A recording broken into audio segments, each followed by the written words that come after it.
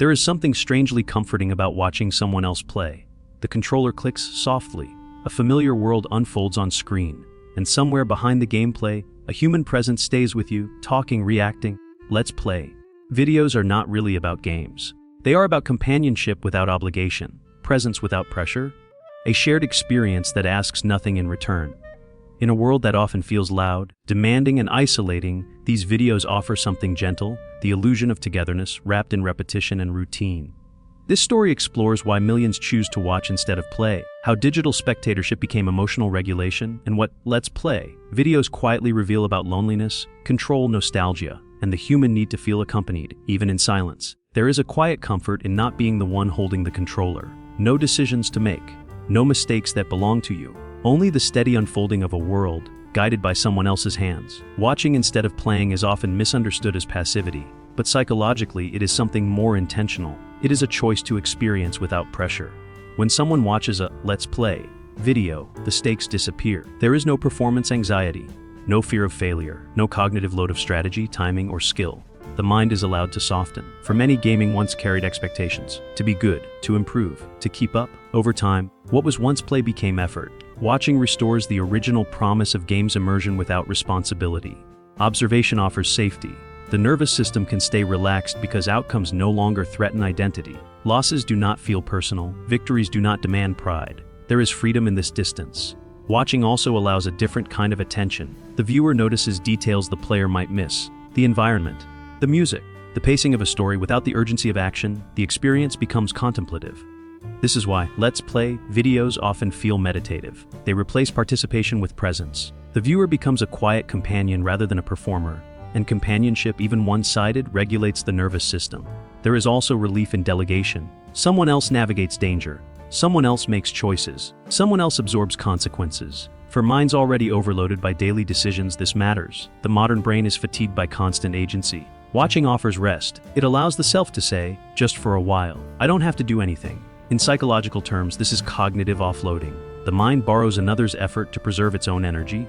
Not laziness, but self-soothing. There is also trust involved. The viewer trusts the player to guide the experience safely, to explain, to react, to remain present.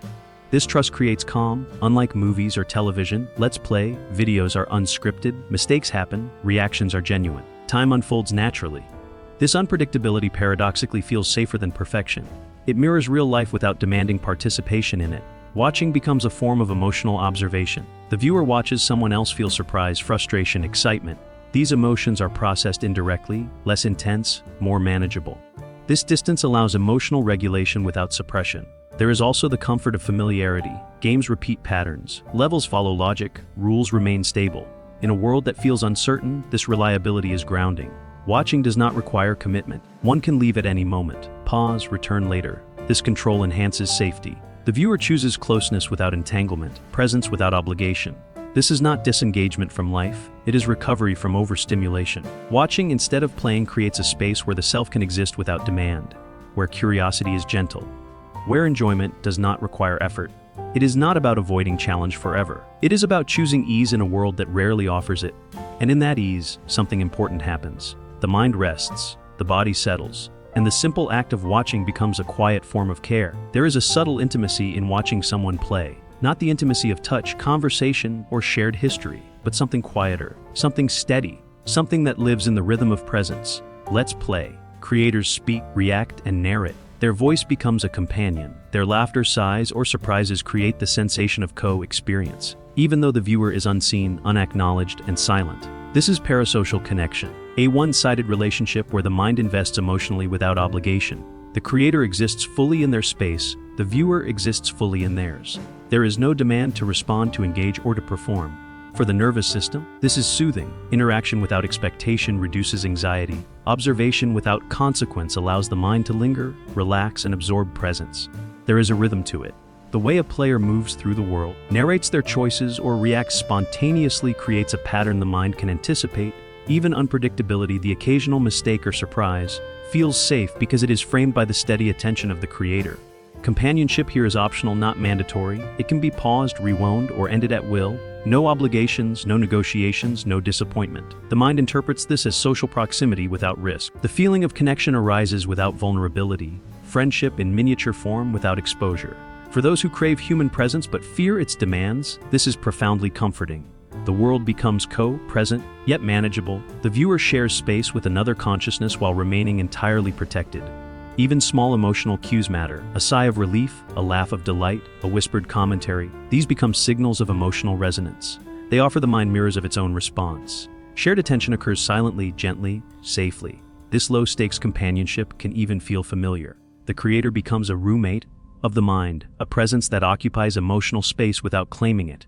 There is neither judgment nor obligation, only witnessing. And witnessing, without pressure, has value.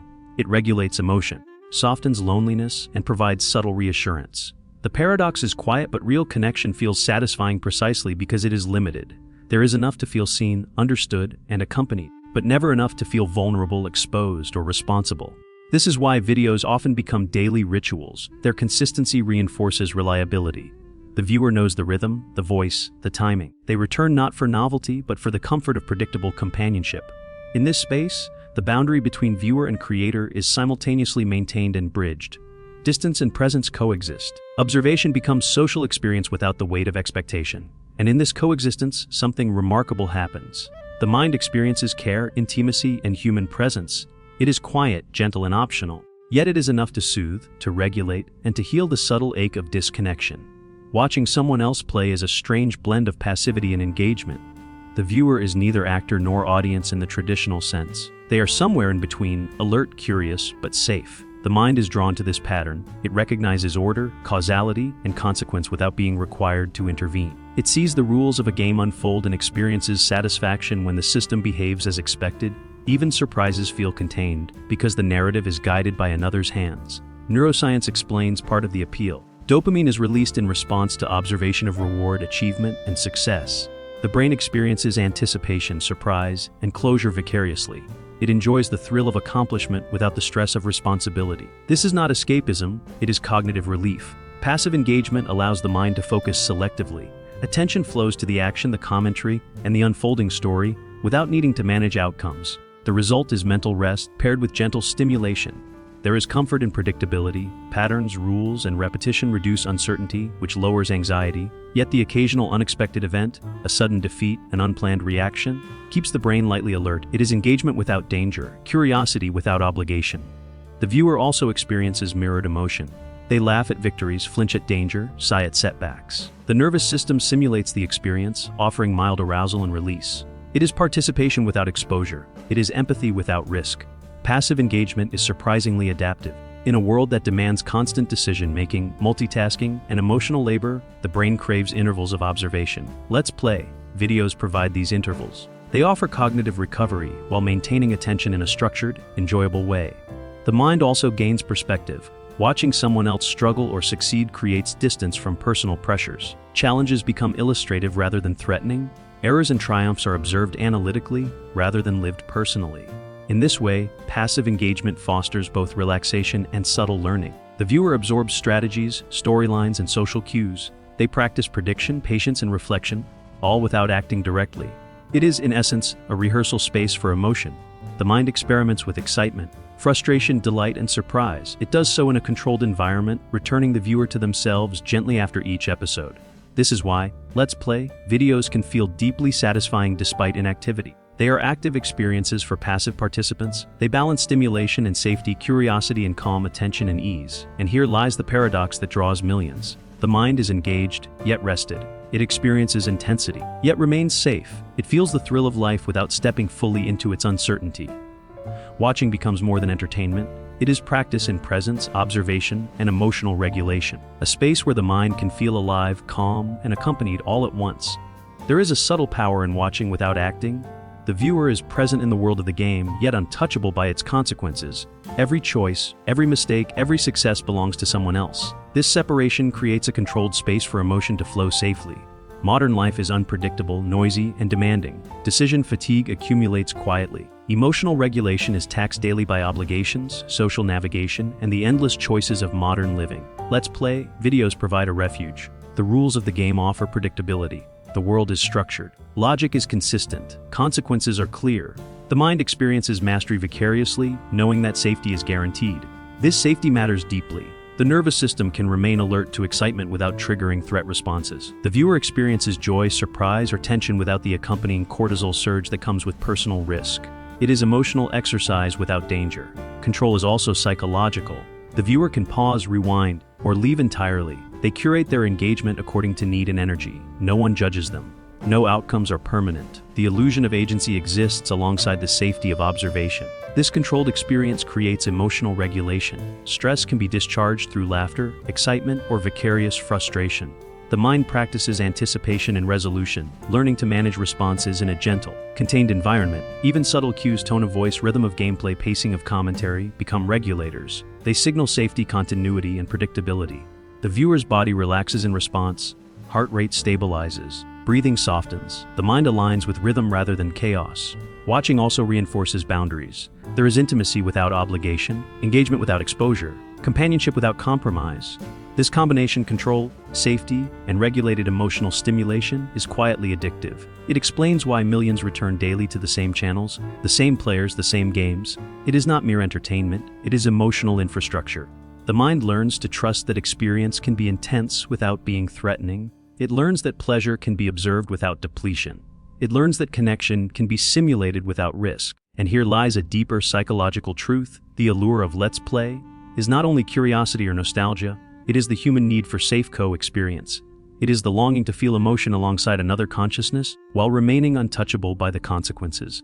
This is the quiet magic of digital presence. The screen is both window and shield, allowing participation and detachment to coexist. It is a carefully calibrated environment where the mind practices joy, surprise, and tension without ever leaving safety. In these moments, the simple act of watching becomes a subtle form of self-care. The mind rests, the heart beats softly, and the nervous system learns that presence does not always equal risk. There is a unique warmth in watching someone replay a world you once explored yourself. The music begins. The character appears. The familiar textures and patterns spark recognition, like returning to a childhood street. Let's Play videos often operate as a bridge between past and present. They allow the viewer to revisit experiences that shape their sense of curiosity, mastery, and imagination. Even games never played personally can feel familiar through shared cultural memory, memories of others, of commentary, of stories circulating online. Nostalgia is not merely longing for the past, it is emotional calibration. It reminds the mind of safety, simplicity, and joy. It reconnects the nervous system to experiences once unburdened by adult expectations. Watching someone navigate levels, defeat bosses, or explore worlds can recreate the thrill of first discovery. The mind relives moments of competence, surprise, and immersion without the pressure of performance. It is memory as emotional rehearsal. Shared cultural memory adds another layer. Millions experience the same stories, the same characters, the same in-game jokes. Observers feel part of a wider network of understanding, even without speaking to anyone. A sense of belonging emerges from collective recognition, quiet and indirect. Nostalgia also enhances emotional depth. It softens critical judgment. It allows the mind to linger in warmth rather than tension. The viewer smiles at small victories or sighs at moments of frustration, unconsciously echoing their own past reactions. This is why childhood games, remakes, or long-standing franchises are particularly compelling. They are portals not only to worlds but to selves long ago. To feelings of curiosity, awe, and unguarded engagement, watching becomes layered, part entertainment, part memory, part quiet companionship with the self and with the collective. There is subtle reassurance in this temporal connection. The past feels accessible. The self feels continuous. Life feels manageable when viewed alongside a familiar guide. Even as adults, the mind craves these gentle returns. The playful mechanics, the commentary, the unexpected reactions all become anchors. The mind rests in rhythm, emotion, and pattern, reconnecting to a time when complexity was smaller, challenges were bounded, and wonder was simple. Nostalgia does not erase reality, it reframes it. It allows emotional restoration without the strain of obligation or performance. It is comfort wrapped in pixels, sound, and human presence. And here, in this intersection of memory and observation, the viewer discovers a quiet truth. Presence, even mediated, can feel intimate. Past and present can coexist. Emotions can be shared without demand, and the world, momentarily, feels familiar and safe again. The emotional resonance of nostalgia becomes a silent companion. It does not speak. It does not intrude. It simply accompanies the mind, whispering familiarity, safety, and subtle joy. Loneliness often arrives quietly, a subtle ache while sitting in a room that is otherwise still. The mind notices its absence of voices, laughter, or touch. It craves presence, but presence in life can feel messy, demanding, or unavailable. Let's Play videos occupy that space. They do not demand conversation, compromise, or exposure. They offer companionship without intrusion. The voice of the creator becomes a gentle backdrop, a roommate of sound and presence. This is ambient connection. It is different from friendship or dialogue. It does not require vulnerability or performance. It fills silence without replacing personal agency. It provides the quiet emotional signals that humans instinctively seek. The background presence subtly shifts the nervous system. Anxiety eases, the feeling of isolation softens. The mind registers another consciousness coexisting in time and space, even if mediated through a screen. There is also subtle rhythm. The commentary, the laughter, the reactions, they create a temporal structure. Mundane moments gain texture, time feels less empty. Loneliness is buffered by continuity and predictability.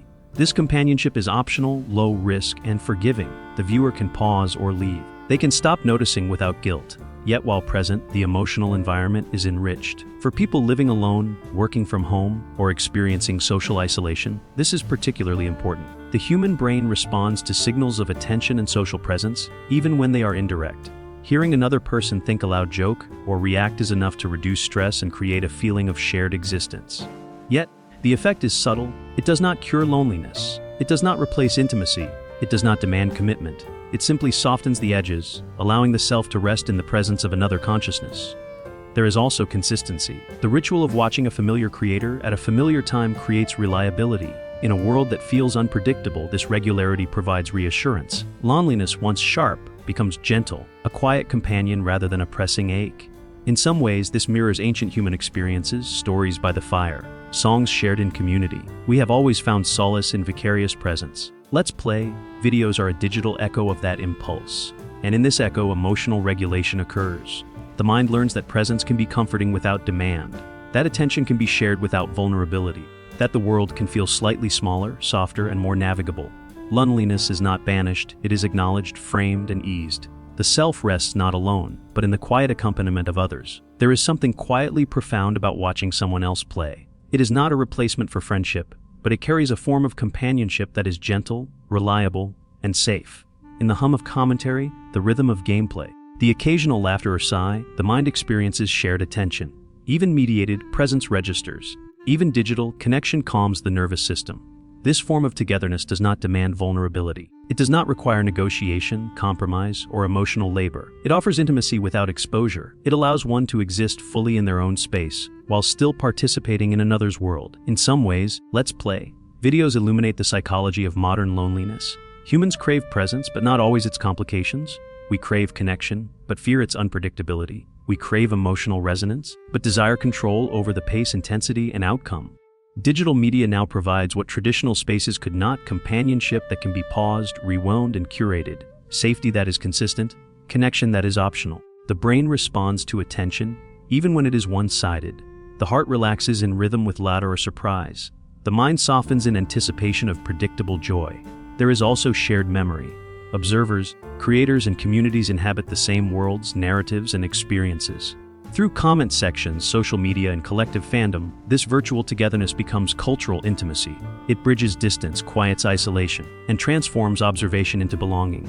Let's Play videos remind us that human presence need not always be literal to be significant. Witnessing, even remotely, carries emotional weight. Seeing another navigate challenges, rejoice in triumph, or stumble in defeat reflects the self in subtle ways. This mediated coexistence becomes a form of emotional scaffolding. It teaches the nervous system that joy, curiosity, and calm can coexist. That presence can be comforting without being demanding. That watching, listening, and sharing, even indirectly, nourishes the mind. In a world that moves too fast, demands too much, and isolates too deeply, Let's Play videos provide a paradoxical refuge. They are both distraction and therapy, entertainment and emotional regulation, alone yet accompanied. And perhaps this is the enduring appeal, not the games themselves, not the commentary, but the feeling of being alongside another consciousness, quietly, safely, meaningfully, without ever needing to step fully into their world. In this gentle, mediated presence, the human mind finds something timeless, an echo of companionship, a touch of intimacy, and the quiet reassurance that even in solitude, we are never entirely alone.